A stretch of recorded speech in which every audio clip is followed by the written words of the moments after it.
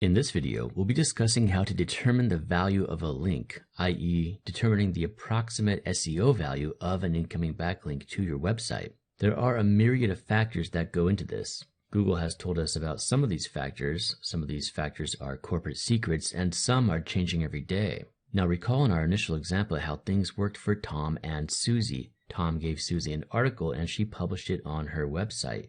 Hence, Tom got a backlink to his Doghouse webpage, and Susie got some free content for the readers of her blog. The more incoming links Google sees to Tom's puppyplace.com website, the more they will consider puppyplace.com to be a valuable resource, and the higher the website will rank in Google. But not all backlinks are created equal, so let's discuss how we might go about attempting to gauge backlink value. Now, as discussed in the previous section, the best backlinks to your webpage come from web pages that also have lots of backlinks pointing to them. So, if Susie's website doesn't have any other websites pointing to her, then a link from her site won't be of much value. However, if Susie's site has lots of other high-value sites pointing to it, then Tom's incoming link will have more value. Moreover, if the other web pages on Susie's site also have lots of other incoming links, then all the better for Tom.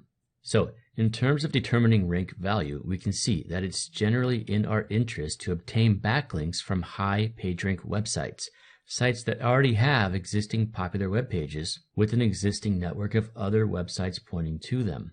Now, another factor to look at is the position of the link on the web page. So here in this slide, we have a very typical two-column website, and you notice that there are, of course, many places to put links on this page. So the first general rule here is that links toward the top of the page are typically more valuable than links at the bottom of the page. These footer links here on the bottom are probably valued the least. The reason for this is fairly obvious. Footer links are often merely reserved for administrative pages or rudimentary website navigation. They're usually not particularly important for the user or for SEO. But the links toward the top of the website are generally quite important. Your quote, above the fold, content is typically high-value real estate in many respects. You can see in this slide here, we're showing what the above-the-fold content of the website might look like for a laptop user. So we note the links in the primary horizontal navigation bar. Those often link to the most important site pages, and hence those links are, of course, important. And the top paragraph of content in the article body is usually quite important, because it typically outlines what the article is about, and so it's safe to assume that links appearing toward the top are likely valued more by the Google algorithm. Okay, so those are two fairly obvious and non-controversial rules of thumb for gauging link value. Links on websites that also have lots of links are more valuable than links on sites with no links. Links at the top of a website are typically more important than links at the bottom. Now, a final factor we should discuss is the importance of niche congruity, the context in which the link appears. Now recall that our example website owner, Tom, sold a Doghouse ebook, and he obtained a backlink from Susie, who owns a dog blog. So let's zoom into Susie's website and take a look at the backlink anchor text. So is the anchor text, How to Build a Doghouse, contextually congruous with the web page it's linking to? Well, yeah, it is. This link is pointing to Tom's webpage featuring his How to Build a Doghouse ebook, so it's hard to get more congruous than that. Now, as we discussed before, over-optimized backlink anchor text is actually not desirable anymore.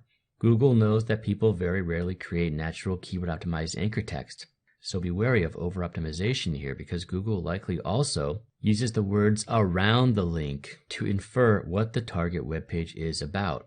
So let's zoom out again. And now we're at the paragraph level. So in our example, we note that this link, which points to Tom's Doghouse ebook, is indeed nested in a paragraph which is also about dogs. And when we zoom out again, we note that not only is the link and the first paragraph about dogs, but the entire page is about dogs too. Let's zoom out again, and we notice that not only is the link, the paragraph, and the web page about dogs, but Susie's entire website is about dogs. And let's zoom out one more time, and we notice that not only is the link, the paragraph, the web page, and the website about dogs, but most of the other websites that point to Susie's website are also about dogs too. So let's sum up what we see here. Our friend Tom has a dog ebook, and he obtained a backlink from Susie. The link was placed in a paragraph about dogs, which was on a web page about dogs, and the web page was on a website about dogs, and several other websites about dogs pointed to Susie's site. So notice that the niche of all these web pages, dogs, was congruous throughout. The point being, links from a website about your niche are more valuable than links from unrelated websites. Suppose that Tom had obtained a backlink from a website about how to play chess. Ask yourself, all things being equal, would it make sense for Google to value the chess website link above Susie's dog blog link?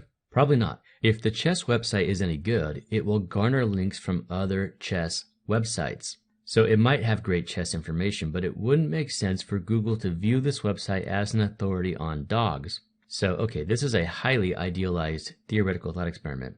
Now, in practice, we have to be aware that determining the contextual makeup of any given piece of content is a subjective enterprise.